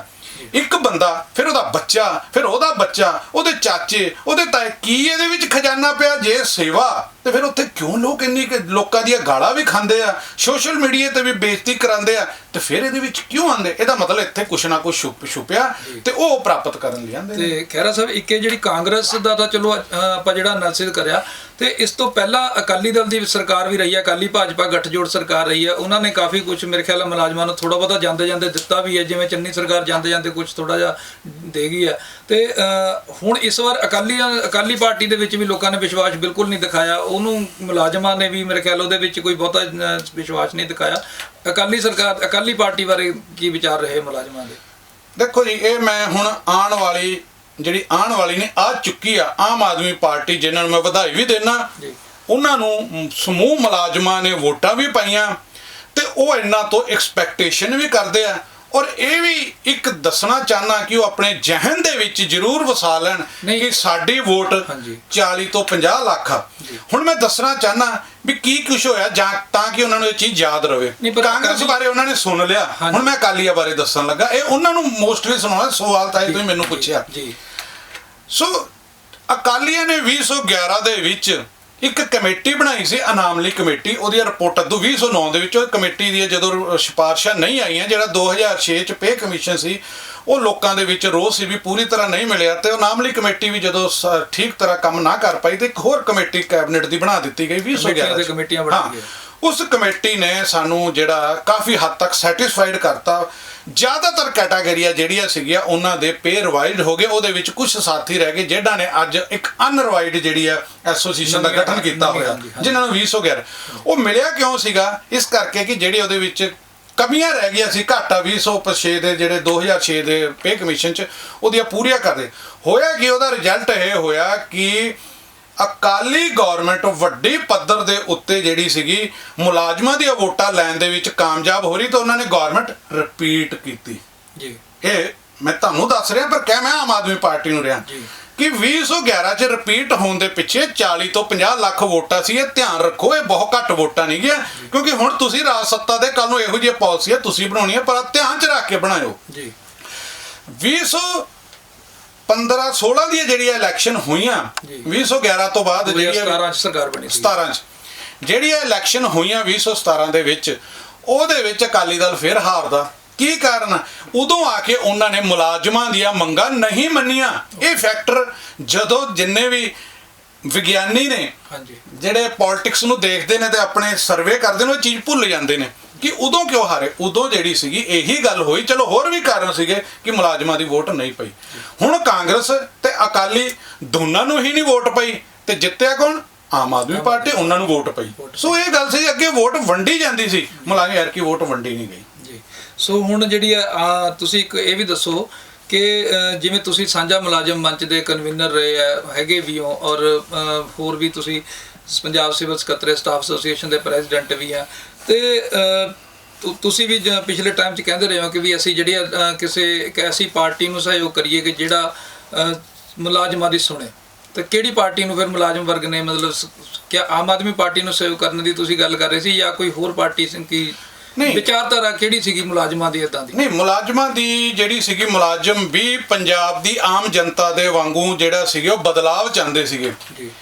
ਉਸ ਬਦਲਾਵ ਦੇ ਕਾਰਨ ਸਾਡੇ ਜਿਹੜੇ ਮੁਲਾਜ਼ਮ ਵਰਗ ਆ, ਉਹਨਾਂ ਨੇ ਜਿਹੜਾ ਸੀਗਾ ਉਹ ਆਮ ਆਦਮੀ ਪਾਰਟੀ ਨੂੰ ਵੋਟ ਪਾਈ ਹੈਗੀ ਹੈ ਤੇ ਬਦਲਾਵ ਲਿਆਂਦਾ ਵੀ ਹੈ। ਕਿਉਂਕਿ ਤੁਸੀਂ ਸੱਤਾ ਪਰਿਵਰਤਨ ਦੀ ਵੀ ਗੱਲ ਕਰ ਰਹੇ ਸੀ ਨਾ, ਕਿ ਸੱਤਾ ਪਰਿਵਰਤਨ ਕਰਨਾ ਮੁਲਾਜ਼ਮ ਵਰਗ। ਹਾਂ, ਸੱਤਾ ਪਰਿਵਰਤਨ ਹੋ ਗਿਆ, ਲੇਕਿਨ ਮੈਂ ਇੱਕ ਗੱਲ ਬਾਰ-ਬਾਰ ਕਹਿੰਦਾ ਰਿਹਾ, ਹਰ ਚੈਨਲ ਤੇ ਕਹਿੰਦਾ ਰਿਹਾ, ਆਮ ਲੋਕਾਂ 'ਚ ਵੀ ਕਿਹਾ ਵੀ ਭਾਈ ਪਾਰਟੀ ਬਦਲਾਵ ਨਹੀਂ ਹੁੰਦਾ, ਲੇਕਿਨ ਸਾਡੇ ਲੋਕਾਂ ਦੀ ਜਿਹੜਾ ਝੁਕਾਵ ਸੀ ਉਹ ਪਾਰਟੀ ਬਦਲਾਵ ਵੱਲ ਸੀ। ਬਦਲਾਵ ਕੁਲਦੀਪ ਜੀ ਉਦੋਂ ਆਉਂਦਾ ਜਦੋਂ ਸੋਚ ਬਦਲਦੀ ਆ। ਸੋਚ ਉਦੋਂ ਬਦਲਦੀ ਆ ਜਦੋਂ ਕੋਈ ਵਿਚਾਰਧਾਰਾ, ਆਈਡੀਓਲੋਜੀ ਜਿਹੜੀ ਆ ਤੁਹਾਡੇ ਸਾਹਮਣੇ ਆਉਂਦੀ ਆ। ਉਦੋਂ ਜੇ ਸਿੱਖ ਧਰਮ ਦੀ ਗੱਲ ਕੀਤੀ ਜਾਵੇ, ਹੁਣ ਮੈਂ ਥੋੜਾ ਜਿਹਾ ਲਾਈਨ ਚੇਂਜ ਕਰ ਰਿਹਾ, ਸਿੱਖ ਧਰਮ ਦੀ ਇੱਕ ਆਈਡੀਓਲੋਜੀ ਸੀਗੀ, ਗੁਰੂ ਨਾਨਕ ਦੇਵ ਜੀ ਨੇ ਦਿੱਤੀ। ਉਹ ਆਈਡੀਓਲੋਜੀ ਜਿਹੜੀ ਸੀਗੀ, ਉਹ ਜਿਹੜੀ ਸਾਰੀ ਵਿਚਾਰਧਾਰਾ ਸੀ, ਜਿਹੜਾ ਉਹ ਧਰਮ ਦੇ ਕਹਿ ਲਓ ਜਾਂ ਸਮਾਜ ਪ੍ਰਤੀ ਕਹਿ ਲਓ, ਉਹ ਸਾਹਿਬ ਸ੍ਰੀ ਗੁਰੂ ਗ੍ਰੰਥ ਸਾਹਿਬ ਦੇ ਵਿੱਚ ਹੈਗੀ ਆ। ਸੋ ਉਹਨਾਂ ਨੇ ਜਿੱਥੇ ਜਿਹੜੀ ਆ ਇਸ ਲੋਕ ਤੇ ਪਰਲੋਕ ਦੋਨਾਂ ਲਈ ਉਹ ਬਾਣੀ ਜਿਹੜੀ ਆ ਉਹ ਦੱਸੀ ਗਈ ਆ। ਸੋ ਜੇ ਆਪਾਂ ਸਮਾਜ ਦੀ ਗੱਲ ਕਰੀਏ, ਸਮਾਜਿਕ ਸਰੋਕਾਰ ਨਾਲ ਸੰਬੰਧਿਤ ਬਾਣੀ ਦੀ ਗੱਲ ਕਰੀਏ, ਤੇ ਜਿਹੋ ਜਿਹਾ ਹੁਣ ਹਾਲ ਆ, ਤੇ ਉਹੋ ਜਿਹਾ ਹਾਲ ਤੇ ਉਹਦੇ ਬਾਣੀ ਦੇ ਵਿੱਚ ਕਿਹਾ ਗਿਆ, ਉਹਨਾਂ ਨੇ ਤਰੀਕੇ ਵੀ ਦੱਸੇ ਗਏ ਵੀ ਕੀ ਕਰਨਾ ਚਾਹੀਦਾ, ਸਾਨੂੰ ਜ਼ਿੰਮੇਵਾਰ ਬਣਾਇਆ। ਕਹਿੰਦੇ ਰਾਜੇ ਸੀ ਮੁਕੱਦਮ ਕੁੱਤੇ ਜਾਏ ਜਗਾਨ ਬੈਠੇ ਸੁੱਤੇ, ਚਾਕਰ ਨਹਦਾ ਪਾਇੰਦਾ ਘਾਓ ਰਤ ਪਿਤ ਕੁੱਤੇ ਚੱਟ ਜਾਓ। ਉਹ ਕਹਿੰਦੇ ਰਾਜੇ ਜਦੋਂ ਸ਼ੇਰ ਬਣ ਜਾਂਦੇ, ਉਹਨਾਂ ਦੇ ਅਹਿਲਕਾਰ ਮੁਲਾਜ਼ਮ ਜਦੋਂ ਕੁੱਤੇ ਬਣ ਜਾਂਦੇ ਆ ਤੇ ਉਹ ਲੋਕਾਂ ਨੂੰ ਜਗਾ ਕੇ ਨੌਂਦਰਾ ਮਾਰ ਕੇ ਲਹੂ ਲੁਹਾਨ ਕਰਦੇ ਤੇ ਉਹਨਾਂ ਦੀਆਂ ਜਿਹੜੀਆਂ ਆਂਦਰਾਂ ਵੀ ਖਾ ਜਾਂਦੇ ਤੇ ਲਹੂ ਵੀ ਚੱਟ ਜਾਂਦੇ। ਇਹੋ ਜਿਹਾ ਮਾਹੌਲ ਉਹਨਾਂ ਨੇ ਕਿਹਾ ਸੀ, ਉਹੋ ਜਿਹਾ ਮਾਹੌਲ ਅੱਜ ਪੰਜਾਬ ਦੇ ਵਿੱਚ ਹੈਗਾ। ਸੋ ਜੇ ਤੁਸੀਂ ਵਿਚਾਰਧਾਰਾ ਦੀ ਗੱਲ ਕਰੋ, ਜੋ ਆਮ ਆਦਮੀ ਪਾਰਟੀ ਦੀ ਜੇ ਦੇਖਿਆ ਜਾਵੇ ਤਾਂ ਮੇਰੇ ਵਿਚਾਰ ਦੇ ਵਿੱਚ ਆਮ ਆਦਮੀ ਪਾਰਟੀ ਦੀ ਅਜੇ ਕੋਈ ਵਿਚਾਰਧਾਰਾ ਨਹੀਂ ਹੈਗੀ। ਉਹ ਜਿਹੜੇ ਹੈਗੇ ਇਕਨੋਮਿਕਲ ਰਿਫਾਰਮਸ ਦੇ ਉੱਤੇ ਆਧਾਰਿਤ। ਉਹ ਕਹਿੰਦੇ ਦਿੱਲੀ ਮਾਡਲ ਇੱਥੇ ਇੱਕ ਚਿੰਤਾ ਆਉਂਦੀ ਹੈ ਮਾਈਂਡ ਦੇ ਵਿੱਚ, ਜਿਹੜਾ ਸਮਝਦਾਰ ਬੰਦੇ ਹੈਗੇ ਨੇ ਉਹਨਾਂ ਨਾਲ ਜਦੋਂ ਗੱਲਬਾਤ ਕਰੀਏ, ਦਿੱਲੀ ਮਾਡਲ ਤੇ ਪੰਜਾਬ ਮਾਡਲ 'ਚ ਫਰਕ ਪਏਗਾ। ਪੰਜਾਬ ਮਾਡਲ ਮੈਂ ਸਿੱਧੂ ਵਾਲਾ ਮਾਡਲ ਨਹੀਂ, ਧਰਾਤਲ ਦੇ ਉੱਤੇ ਦੋਨਾਂ 'ਚ ਵਿੱਚ ਬਹੁਤ ਸਾਰਾ ਫਰਕ ਆ। ਦਿੱਲੀ ਜਿਹੜੀ ਹੈਗੀ ਆ ਉਦਯੋਗਿਕ ਜਾਂ ਜਿਹੜੇ ਟੈਕਸ ਦੇ ਉੱਤੇ ਆਧਾਰਿਤ ਜਿਹੜੀ ਆ ਸਟੇਟ ਆ, ਔਰ ਪੰਜਾਬ ਜਿਹੜੀ ਹੈਗੀ ਆ ਉਹ ਖੇਤੀਬਾੜੀ ਤੇ ਆਧਾਰਿਤ ਆ। ਸੋ ਇਹਦਾ ਮਾਡਲ ਜਿਹੜਾ ਹੋਊਗਾ ਬਿਲਕੁਲ ਡਿਫਰੈਂਟ ਹੋਊਗਾ। ਇੱਥੋਂ ਦਾ ਰਹਿਣ ਸਹਿਣ ਬਿਲਕੁਲ ਡਿਫਰੈਂਟ ਹੈਗਾ, ਖਾਣ ਪੀਣ ਡਿਫਰੈਂਟ ਹੈਗਾ। ਇਹ ਬਾਰਡਰ ਸਟੇਟ ਹੈਗੀ ਆ। ਸੋ ਇਹਦਾ ਇਨਫਰਾਸਟ੍ਰਕਚਰ ਹੋਰ ਆ, ਕਿਉਂਕਿ ਉਹ ਕੈਪੀਟਲ ਆ, ਦੇਸ਼ ਦੀ ਕੈਪੀਟਲ ਆ। ਜਿਹਨੇ ਵੀ ਬਾਹਰੋਂ ਆਣਾ ਉਹਨੇ ਕੈਪੀਟਲ ਨੂੰ ਦੇਖ ਕੇ ਹੀ ਮਨ ਦੇ ਵਿੱਚ ਹਿੰਦੁਸਤਾਨ ਦੀ ਤਸਵੀਰ, ਭਾਰਤ ਦੀ ਤਸਵੀਰ ਬਣਾਉਣੀ ਆ। ਸੋ ਉੱਥੇ ਉਹਨਾਂ ਕੋਲ ਫੰਡ ਬਹੁਤ ਜ਼ਿਆਦਾ ਹੈਗਾ। ਸੋ ਸਭ ਤੋਂ ਪਹਿਲਾਂ ਇਕਨੋਮਿਕਲ ਸਟਰਕਚਰ ਜਿਹੜਾ ਉਹਦੇ ਸ਼ੰਕੇ ਪੈਦਾ ਹੁੰਦੇ ਵੀ ਕਿਵੇਂ ਕਰਨਗੇ। ਚਲੋ ਰੱਬ ਕਰੇ ਉਹ ਕਾਮਯਾਬ ਹੋਣ, ਜੋ ਉਹਨਾਂ ਨੇ ਵਾਅਦੇ ਕੀਤੇ ਉਹ ਪੂਰੇ ਕਰਨ। ਚਾਹੇ ਉਹਨਾਂ ਨੇ ਮੈਨੀਫੈਸਟੋ ਜਾਰੀ ਨਹੀਂ ਕੀਤਾ, ਸਿਰਫ ਕੁਝ ਗਰੰਟੀਆਂ ਦਿੱਤੀਆਂ, ਉਹ ਵੀ 6 ਗਰੰਟੀਆਂ, ਬਾਕੀ ਤਾਂ ਹਵਾ 'ਚ ਗੱਲਾਂ। ਤੀਜੀ ਗੱਲ ਇਹ ਆ ਕਿ ਜਿੰਨੀ ਦੇਰ ਤੱਕ ਸਾਡਾ ਜਿਹੜਾ ਕਨਸੈਪਟ ਆ, ਜਿਵੇਂ ਮੈਂ ਤੁਹਾਨੂੰ ਕਿਹਾ, ਸਾਡੇ ਸਿੱਖ ਧਰਮ ਦੇ ਅਨੁਸਾਰ ਜਾਂ ਹਿੰਦੂ ਧਰਮ ਦੇ ਵਿੱਚ ਗੀਤਾ ਦੇ ਅਨੁਸਾਰ ਜੋ ਕਨਸੈਪਟ ਆ, ਜੋ ਸਾਨੂੰ ਜ਼ਿੰਮੇਵਾਰੀ ਫਿਕਸ ਕੀਤੀ ਗਈ ਹੈ, ਜੇ ਉਹਦੇ ਅਨੁਸਾਰ ਕੰਮ ਕੀਤਾ ਜਾਵੇ, ਜੋ ਸੇਵਾ ਦਾ ਕਨਸੈਪਟ ਦਿੱਤਾ ਗਿਆ, ਉਹ ਸੇਵਾ ਦੇ ਕਨਸੈਪਟ ਨੂੰ ਸਰਕਾਰ ਦੇ ਵਿੱਚ ਲਿਆ ਕੇ ਕੋਆਪਰੇਸ਼ਨ ਨੂੰ ਜਿਹੜਾ ਉਹ ਪ੍ਰਮੋਟ ਕੀਤਾ ਜਾਵੇ, ਜਿਹਦੇ ਵਿੱਚ ਸਰਕਾਰ ਔਰ ਆਮ ਲੋਕਾਂ ਦਾ ਸਹਿਯੋਗ ਹੋਵੇ, ਤਾਂ ਤੇ ਜਿਹੜਾ ਪੰਜਾਬ ਬਦਲ ਸਕਦਾ, ਨਹੀਂ ਤੇ ਨਹੀਂ ਬਦਲਣਾ। ਜਿਵੇਂ ਗੁਰੂ ਸਾਹਿਬ ਸ਼੍ਰੀ ਗੁਰੂ ਗ੍ਰੰਥ ਸਾਹਿਬ ਕਹਿੰਦੇ ਆਪਣ ਹੱਥੀ ਆਪਣਾ ਆਪੇ ਹੀ ਕਾਜ ਸਵਾਰੀਏ। ਤੇ ਆਪਣੇ ਹੱਥੀ ਆਪਾਂ ਕੀ ਕਰਨਾ? ਸਿਰਫ ਬੱਚੇ ਪਾਲਣੇ, ਸਮਾਜ ਵੀ ਤੇ ਬਦਲਣਾ। ਉਹ ਕਿਹੋ ਜਿਹਾ ਸਹਿਯੋਗ ਹੋਵੇ, ਉਹ ਸਹਿਯੋਗ ਉੱਪਰ ਤੋਂ ਲੈ ਕੇ ਥੱਲੇ ਤੱਕ ਕਿਵੇਂ ਜਾਵੇ, ਇਹੋ ਜਿਹਾ ਕਨਸੈਪਟ ਜਿਹੜਾ ਹੈਗਾ ਜਿੰਨੀ ਦੇਰ ਨਹੀਂ ਆਂਦਾ, ਉਹ ਜਿਹੜੀ ਵਿਚਾਰਧਾਰਾ ਨਹੀਂ ਆਂਦੀ। ਸੋ ਸਮਾਜਿਕ ਬਦਲਾਵ, ਧਾਰਮਿਕ ਬਦਲਾਵ, ਜਿਹੜਾ ਸੋਚ ਦਾ ਬਦਲਾਵ, ਆਰਥਿਕ ਬਦਲਾਵ, ਇਹ ਸਭ ਕੁਝ ਜਦੋਂ ਇਕੱਠੇ ਹੋਣਗੇ ਫਿਰ ਪੰਜਾਬ ਦਾ ਉਥਾਨ। ਕੱਲਾ ਜਿਹੜੇ ਇਕਨੋਮਿਕਲ ਰਿਫਾਰਮਸ ਨਾਲ ਸਾਨੂੰ 1000-2000 ਰੁਪਏ ਦੀ ਬਿਜਲੀ ਫ੍ਰੀ ਕਰਤੀ ਕਰਨ, ਚੰਗੀ ਗੱਲ ਆ। ਬੱਸਾਂ ਦੇ ਕਿਰਾਏ, ਉਹਦੇ ਨਾਲ ਸਾਡੀ ਜ਼ਿੰਦਗੀ ਨਹੀਂ ਬਦਲਣੀ, ਉਹਨਾਂ ਨਾਲ ਬੱਚੇ ਬਾਹਰ ਜਾਣੋਂ ਨਹੀਂ ਰੁਕਣੇ। ਸੋ ਬੜਾ ਕੁਝ ਚਾਹੀਦਾ। ਸੋ ਖਹਿਰਾ ਸਾਹਿਬ, ਇੱਕ ਆਪਣੀ ਪਿਛਲੇ ਟਾਈਮ ਦੇ ਵਿੱਚ ਮੁਲਾਜ਼ਮ ਔਰ ਪੈਨਸ਼ਨਰਸ ਦੇ ਵਿੱਚ ਕੁਝ ਜਿਹੜੀ ਹੈ ਵਖਰੇਵੇਂ ਵੀ ਆਏ, ਕੁਝ ਅਲੱਗ ਫਰੰਟ ਬਣ ਗਏ, ਅਲੱਗ-ਅਲੱਗ ਧਰਨੇ ਚੱਲਦੇ ਰਹੇ। ਮਤਲਬ ਇਹ ਕੀ ਲੱਗਦਾ ਕਿ ਤੁਹਾਨੂੰ ਮੁਲਾਜ਼ਮ ਔਰ ਪੈਨਸ਼ਨਰ ਫਰੰਟ ਜਿਹੜਾ ਉਹ ਇਕਜੁੱਟ ਹੁਣ ਵੀ ਹੈਗੇ ਆ ਜਾਂ ਕਿਸ ਤਰ੍ਹਾਂ? ਕਿਉਂਕਿ ਪੈਨਸ਼ਨਰ ਫਰੰਟ ਦੀਆਂ ਜਿਹੜੀਆਂ ਮੰਗਾਂ ਉਹ ਕਾਫੀ ਮੰਨੀਆਂ ਨਹੀਂ ਗਈਆਂ, ਉਹਨਾਂ 'ਚ ਨਾਰਾਜ਼ਗੀ ਰਹੀ ਹੈ ਤੇ ਕਿਤੇ ਨਾ ਕਿਤੇ ਉਹ ਥੋੜਾ ਵਖਰੇਵੇਂ ਰਹੇ। ਤੁਹਾਡੇ ਵੀ ਧਿਆਨ 'ਚ ਹੋਣਾ ਇਹ ਗੱਲ। ਮਤਲਬ ਹੁਣ ਜਿਹੜਾ ਪੈਨਸ਼ਨਰ ਫਰੰਟ ਹੈ, ਮੁਲਾਜ਼ਮ ਇਕੱਠੇ ਹੋ ਕੇ ਕੁਝ ਹੋਣਗੇ ਜਾਂ ਕਿਵੇਂ ਆ? ਕਿਉਂਕਿ ਪੈਨਸ਼ਨਰਾਂ ਦੀਆਂ ਮੰਗਾਂ ਤਾਂ ਕਾਫੀ ਜ਼ਿਆਦਾ ਹੱਲੇ ਵੀ ਉਸੇ ਤਰ੍ਹਾਂ ਦੀਆਂ ਲਟਕ ਰਹੀਆਂ। ਦੇਖੋ, ਦੋ ਤਰ੍ਹਾਂ ਹੁੰਦੀਆਂ ਗੱਲ। ਜਦੋਂ ਸਮਾਜ ਦੇ ਵਿੱਚ ਕੰਮ ਕੀਤਾ ਜਾਂਦਾ ਜਾਂ ਕਿਸੇ ਵੱਡੀਆਂ ਆਰਗੇਨਾਈਜੇਸ਼ਨ ਬਣ ਜਾਂਦਾ, ਉਹਦੇ ਵਿੱਚ ਅਲੱਗ ਜਿਹੜਾ ਸਾਂਝਾ ਫਰੰਟ ਬਣਿਆ ਸੀ, ਉਹਦੇ ਵਿੱਚ ਕਈ ਵਿਚਾਰਧਾਰਾਵਾਂ ਦੇ, ਕਈ ਸੋਚਾਂ ਦੇ ਬੰਦੇ ਆਏ, ਕਈ ਆਰਗੇਨਾਈਜੇਸ਼ਨ ਆਈਆਂ। ਉਹਨਾਂ ਦਾ ਵਰਕ ਕਰਨ ਦਾ ਜਿਹੜਾ ਤਰੀਕਾ ਅਲੱਗ-ਅਲੱਗ ਸੀ, ਸੋਚਣ ਦਾ ਤਰੀਕਾ ਅਲੱਗ-ਅਲੱਗ ਸੀ। ਫਿਰ ਜਿਵੇਂ ਅਸੀਂ ਆਏ, ਸਾਡਾ ਇੱਕ ਅਲੱਗ ਤਰੀਕਾ ਹੁੰਦਾ। ਸਾਡਾ ਇਹ ਹੁੰਦਾ ਵੀ ਜੋ ਵੀ ਕੰਮ ਚੱਲਿਆ ਉਹਦੇ ਵਿੱਚੋਂ ਕੁਛ ਨਾ ਕੁਛ ਪ੍ਰਾਪਤ ਕਰਕੇ ਆਓ। ਜੋ ਸੰਘਰਸ਼ ਕੀਤਾ ਉਹਨੂੰ ਬਿਨਾਂ ਪ੍ਰਾਪਤ ਕੀਤੀ ਤੇ ਬੰਦ ਨਾ ਕਰੋ। ਤੇ ਕੁਛ ਸਾਥੀ ਦੇ ਹੁੰਦਾ ਵੀ ਜੋ ਲੈਣਾ ਉਹ ਲੈ ਕੇ ਹਟਣਾ, ਚਾਹੇ ਕੁਛ ਨਾ ਕਰੋ, ਅਸੀਂ ਲੱਗੇ ਰਹਿਣਾ। ਜਾਂ ਤੇ ਸਾਨੂੰ ਪੂਰੇ ਦਾ ਪੂਰਾ 100% ਮਿਲੇ ਤੇ ਜਾਂ ਕੁਛ ਨਾ ਮਿਲੇ। ਸੋ ਜਿਹੋ ਜਿਹੇ ਹਾਲਾਤ ਆ, ਜੇ ਹਾਲਾਤਾਂ ਤੇ ਪਕੜ ਮਜ਼ਬੂਤ ਨਹੀਂ ਗਈ ਤਾਂ ਸ਼ਿਕਾਰੀ ਬਹੁਤ ਛੇਤੀ ਜਿਹੜਾ ਸ਼ਿਕਾਰ ਕਰ ਲੈਂਦਾ। ਸੋ ਬੰਦਿਆਂ ਦੇ ਹੱਥ ਪੱਲੇ ਕੁਛ ਨਹੀਂ ਮਿਲਦਾ। ਸੋ ਸਾਡੀ ਇਹ ਆਈਡੀਓਲੋਜੀ ਸੀ। ਜਿਹੜੇ ਸਾਡੇ ਰਿਟਾਇਰੀ ਸਾਥੀ ਸੀਗੇ ਉਹ ਕਹਿੰਦੇ ਹੁੰਦੇ ਸੀ ਵੀ ਸਾਡਾ ਜਿਹੜਾ ਮੇਨ ਮੁੱਦਾ ਇਹ ਸੀਗਾ 2.59, ਉਹ ਗੱਲ ਕੀਤੀ ਵੀ ਜਾਂਦੀ ਰਹੀ ਪਰ ਉਹ ਪ੍ਰਾਪਤ ਨਹੀਂ ਹੋਇਆ।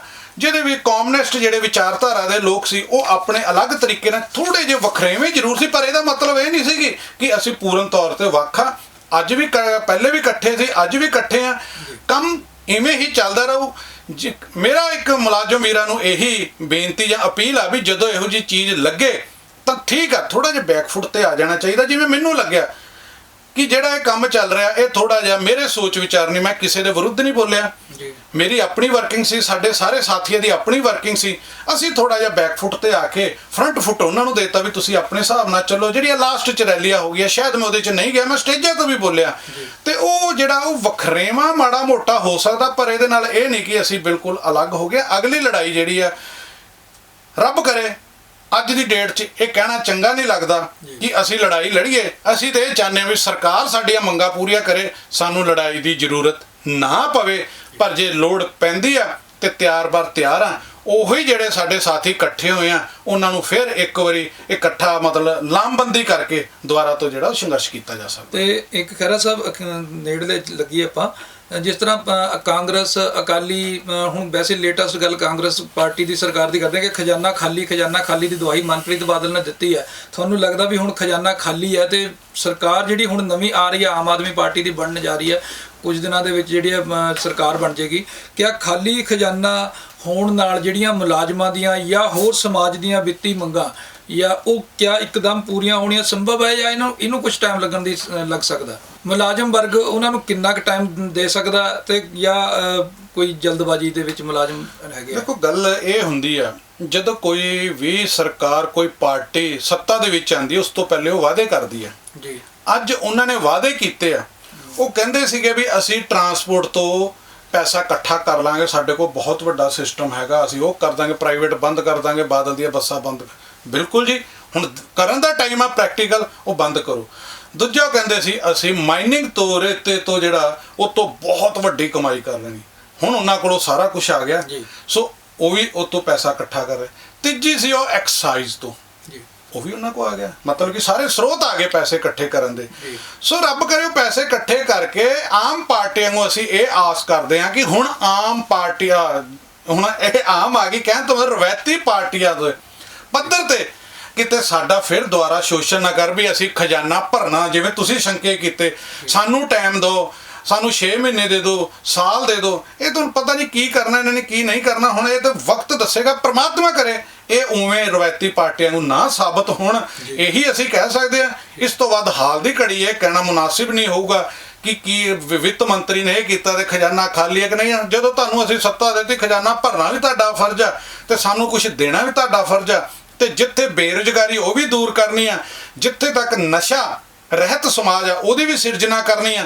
ਨਾਲ ਦੀ ਨਾਲ ਮੁਲਾਜ਼ਮ ਹੋਣ ਦੇ ਨਾਤੇ ਮੈਂ ਇਹ ਵੀ ਕਹਿਣਾ ਕਰਪਸ਼ਨ ਰਹਿਤ ਸਮਾਜ ਦੀ ਵੀ ਸਿਰਜਣਾ ਕਰਨੀ ਆ। ਔਰ ਮੈਂ ਇੱਕ ਗੱਲ ਕਹਿਣੀ ਚਾਹੁੰਦਾ, ਅਪੀਲ ਕਰਨੀ ਚਾਹੁੰਦਾ ਕਿ ਆਮ ਆਦਮੀ ਪਾਰਟੀ ਦੇ ਮੁੱਖ ਮੰਤਰੀ ਸਾਹਿਬ ਤੇ ਬਣਨ ਵਾਲੀ ਕੈਬਨਿਟ ਨੂੰ ਕਿ ਭਾਈ ਜਿਹੜਾ ਵੀ ਜਦੋਂ ਕਰਪਸ਼ਨ ਸ਼ੁਰੂ ਹੁੰਦੀ ਉਹ ਟੌਪ ਤੋਂ ਸ਼ੁਰੂ ਹੁੰਦੀ ਹੈ। ਯਾਦ ਰੱਖਣਗੇ ਕਿ ਸੀਟਾਂ ਦਾ ਜਿਹੜੀਆਂ ਤਕੜੀਆਂ ਮੋਟੀਆਂ ਸੀਟਾਂ ਹੁੰਦੀਆਂ ਪਬਲਿਕ ਜਿੱਥੇ ਡੀਲਿੰਗ ਹੁੰਦੀ ਆ ਉਹ ਵਿਕਦੀਆਂ ਰਹੀਆਂ ਨੇ, ਤੇ ਜਿਹਨੇ ਉਹ ਪੈਸੇ ਦਿੱਤੇ ਨੇ ਤੇ ਉਹ ਥੱਲੇ ਲੋਕਾਂ ਕੋ ਪੂਰੇ ਕਰਦੇ ਨੇ। ਹੋਰ ਵੀ ਬਹੁਤ ਚੋਰ ਮੋਰੀਆਂ ਹੁੰਦੀਆਂ ਨੇ ਜਿਹਦੇ ਨਾਲ ਸਰਕਾਰ ਜਿਹੜੀ ਆ ਤਗੜੇ ਲੋਕ ਜਿਹੜੇ ਆ ਰਾਜ ਦੇ ਜਿਹੜੇ ਸਰੋਤਾਂ ਦੇ ਉੱਤੇ ਕਾਬਜ ਹੁੰਦੀ ਆ, ਉਹ ਵੀ ਕਰਪਸ਼ਨ ਨਾ ਕਰਦੀ ਹੈ। ਲੇਕਿਨ ਕਰਪਸ਼ਨ ਆਮ ਲੋਕਾਂ ਨੂੰ ਮੁਲਾਜ਼ਮਾਂ ਵਾਲੀ ਦਿਖਦੀ ਆ, ਉਹਨੂੰ ਵੀ ਬੰਦ ਕਰੋ। ਪਰ ਇਹਦਾ ਮਤਲਬ ਇਹ ਨਹੀਂ ਕਿ ਤੁਸੀਂ ਛੋਟੇ ਮੋਟੇ 4 ਮੁਲਾਜ਼ਮ ਫੜ ਕੇ ਜਿਹੜੇ ਕਰਪਸ਼ਨ ਕਰਦੇ ਫੜਨੇ ਬਣਦੇ ਆ, ਮੈਂ ਉਹਨੂੰ ਵਿਰੋਧ ਨਹੀਂ ਕਰ ਰਿਹਾ, ਪਰ ਉੱਪਰਲੀ ਕਰਪਸ਼ਨ ਵੱਲ ਧਿਆਨ ਹੀ ਨਾ ਦਿਓ। ਸੋ ਇਹ ਗੱਲ ਆ ਵੀ ਸਿਰਫ ਡੰਗ ਟਪਾਉਣ ਲਈ ਕੰਮ ਨਾ ਕੀਤਾ ਜਾਵੇ, ਕਰਪਸ਼ਨ ਬੰਦ ਕਰਨੀ ਤਾਂ ਉੱਪਰ ਤੋਂ ਸ਼ੁਰੂ ਹੋ ਜਾਏ, ਥੱਲੇ ਆਟੋਮੈਟਿਕ ਬੰਦ ਹੋ ਜਾਏਗੀ। ਜਿਵੇਂ ਭਗਵੰਤ ਮਾਨ ਜੀ ਨੇ ਇਮਾਨਦਾਰੀ ਨਾਲ ਕੰਮ ਕਰਨ ਦੇ ਸੰਦੇਸ਼ ਦਿੱਤੇ, ਸ਼ੁਰੂ ਤੋਂ ਇਮਾਨਦਾਰੀ ਦੀ ਗੱਲ ਕਰਦੇ ਆ ਰਹੇ ਆ, ਔਰ ਹੁਣ ਤੁਸੀਂ ਕੀ ਮੁਲਾਜ਼ਮਾਂ ਨੂੰ ਸੰਦੇਸ਼ ਦੇਣਾ ਚਾਹੋਗੇ ਕਿ ਕਿਸ ਤਰ੍ਹਾਂ ਉਹ ਕੰਮ ਕਰਨ ਸਰਕਾਰੀ ਦਫ਼ਤਰਾਂ ਦੇ ਵਿੱਚ? ਦੇਖੋ, ਸਭ ਤੋਂ ਪਹਿਲਾ ਕੰਮ ਹੁੰਦਾ ਜਿਹਨੂੰ ਰਾਜ ਸੱਤਾ ਸੌਂਪੀ, ਜਿਹਨੂੰ ਸਿਸਟਮ ਬਦਲਣ ਦੀ ਜਿਹੜੇ ਅਸੀਂ ਉਹਨੂੰ ਜ਼ਿੰਮੇਵਾਰੀ ਦਿੱਤੀ ਹੈਗੀ ਆ, ਉਹ ਇੱਕ ਬਲੂ ਪ੍ਰਿੰਟ ਬਣਾਉਣਾ ਚਾਹੁੰਦੇ ਕੀ ਆ। ਹੁਣ ਅਸੀਂ ਕੰਮ ਕਿਸ ਤੇ ਕਰਨਾ? ਠੀਕ ਹੈ, ਸਰਕਾਰੀ ਤੰਤਰ ਬਣਿਆ, ਉਹਦੇ ਵਿੱਚ ਕੰਮ ਕੀਤਾ ਚੱਲ ਰਿਹਾ, ਉਹ ਕਿਤੇ ਕਰਪਟ ਹੋ ਗਿਆ ਕੀ ਨਹੀਂ ਹੋ ਗਿਆ ਉਹ ਪਤਾ ਹੋਣਾ ਚਾਹੀਦਾ ਸਰਕਾਰ ਨੂੰ। ਜੇ ਉਹਨਾਂ ਨੇ ਜਿਹੜੇ ਵਾਅਦੇ ਕੀਤੇ ਆ ਤਾਂ ਉਹਨਾਂ ਨੂੰ ਪਤਾ ਹੋਏਗਾ, ਉਹਨਾਂ ਕੋਲ ਬਲੂ ਪ੍ਰਿੰਟ, ਉਹ ਬਲੂ ਪ੍ਰਿੰਟ ਜਿਹੜਾ ਹੈਗਾ, ਜਿਹੜੀ ਉਹ ਪੂਰੀ ਤਜਵੀਜ਼ ਹੈਗੀ ਆ, ਜੋ ਕੰਮ ਕਰਨਾ ਚਾਹੁੰਦਾ ਲੋਕਾਂ ਦੇ ਸਾਹਮਣੇ ਲਿਆਉਣ ਵੀ ਇਹਦੇ ਵਿੱਚ ਆ ਕੇ ਤੁਸੀਂ ਆਪਣਾ ਵਰਕ ਕਰੋ ਤੇ ਅਸੀਂ ਵਾਅਦਾ ਕਰਦੇ ਮੁਲਾਜ਼ਮ, ਅਸੀਂ ਤੁਹਾਡਾ ਸਹਿਯੋਗ ਕਰਾਂਗੇ, ਅਸੀਂ ਪੰਜਾਬ ਬਦਲਣਾ ਚਾਹੁੰਦੇ, ਅਸੀਂ ਕਿਤੇ ਬਾਹਰੋਂ ਥੋੜਾ ਆਏ ਹਾਂ। ਮੁਲਾਜ਼ਮ ਵੀ ਤਾਂ ਸਮਾਜ 'ਚੋਂ ਹੈ, ਸਾਡਾ ਵੀ ਕੋਈ ਕਿਸੇ ਦਾ ਜਿਹੜਾ ਪਿਓ ਦਾਦਾ ਜਿਹੜਾ ਕਿਸਾਨ ਹੋਏਗਾ, ਕਿਸੇ ਦਾ ਮਜ਼ਦੂਰ ਹੋਏਗਾ, ਕਿਸੇ ਦਾ ਜਿਹੜਾ ਹੈਗਾ ਹੋ ਸਕਦਾ ਮੁਲਾਜ਼ਮ ਵੀ ਹੋਵੇ, ਕੋਈ ਜਿਹੜਾ ਕਿਸੇ ਵਪਾਰੀ ਦਾ ਬੱਚਾ ਹੋਵੇ, ਛੋਟੇ ਵਪਾਰੀ ਦਾ। ਸੋ ਕਹਿਣ ਤੋਂ ਮਤਲਬ ਅਸੀਂ ਸਮਾਜ ਦੇ ਉਹਨਾਂ ਵਰਗਾਂ ਚੋਂ ਹੀ ਆਨੇ। ਉਹ ਜਿਹੜੇ ਵਰਗ ਆ ਉਹ ਵੀ ਚਾਹੁੰਦੇ ਉਹਨਾਂ ਦੇ ਬੱਚੇ ਮੁਲਾਜ਼ਮ ਬਣਨ, ਤੇ ਉਹ ਤਾਂ ਹੀ ਬਣਨਗੇ ਜੇ ਆ ਸਿਸਟਮ ਜਿਹੜਾ ਠੀਕ ਹੋਊਗਾ। ਸਾਡੇ ਬੱਚਿਆਂ ਦਾ ਭਵਿੱਖ ਤਾਂ ਬਣੂ ਜੇ ਸਿਸਟਮ ਠੀਕ। ਅਸੀਂ ਉਹਨਾਂ ਨੂੰ ਪੂਰਾ ਸਹਿਯੋਗ ਦੇਵਾਂਗੇ, ਪਰ ਬੇਨਤੀ ਇਹ ਕਰਾਂਗੇ ਕਿ ਉਹ ਆਪਣਾ ਬਲੂ ਪ੍ਰਿੰਟ ਲੈ ਕੇ ਆਉਣ। ਕਰਨਾ ਕੀ ਚਾਹੁੰਦੇ ਆ ਉਹ ਮੁਲਾਜ਼ਮਾਂ ਤੱਕ ਔਰ ਸਮਾਜ ਦੇ ਹਰ ਵਰਗ ਤੱਕ ਜਾਵੇ ਕਿ ਆਹ ਕੰਮ ਹੁਣ ਇਵੇਂ ਹੋਊਗਾ ਤੇ ਸਾਨੂੰ ਆਹ ਗਾਈਡਲਾਈਨ ਦੇ ਵਿੱਚ ਰਹਿ ਕੇ ਕਰਨਾ ਪਊਗਾ। ਸੋ ਇਹ ਸਨ ਮੁਲਾਜ਼ਮ ਆਗੂ ਸੁਖਚੈਨ ਸਿੰਘ ਖਹਿਰਾ, ਜਿਨ੍ਹਾਂ ਨੇ ਪੁਰਾਣੀ ਸਰਕਾਰਾਂ ਨਾਲ ਮੁਲਾਜ਼ਮਾਂ ਦੇ ਰੁੱਸਿਆਂ ਪ੍ਰਤੀ ਵੀ ਦੱਸਿਆ, ਔਰ ਆਉਣ ਵਾਲੀ ਸਰਕਾਰ ਤੋਂ ਜਿਹੜੀਆਂ ਮੁਲਾਜ਼ਮਾਂ ਦੀਆਂ ਉਮੀਦਾਂ ਜਾਂ ਜੋ ਵੀ ਇਹਨਾਂ ਦੀਆਂ ਸੰਭਾਵਨਾਵਾਂ ਨੇ ਉਹ ਵੀ ਨਾਲ ਇਹਨਾਂ ਨੇ ਉਜਾਗਰ ਕੀਤੀਆਂ ਜਾਂ ਡਿਟੇਲ ਨਾਲ ਦੱਸੀਆਂ। ਸੋ ਤੁਸੀਂ ਦੇਖਦੇ ਰਹੋ ਦਾ ਅਨਮਿਊਟ। ਧੰਨਵਾਦ।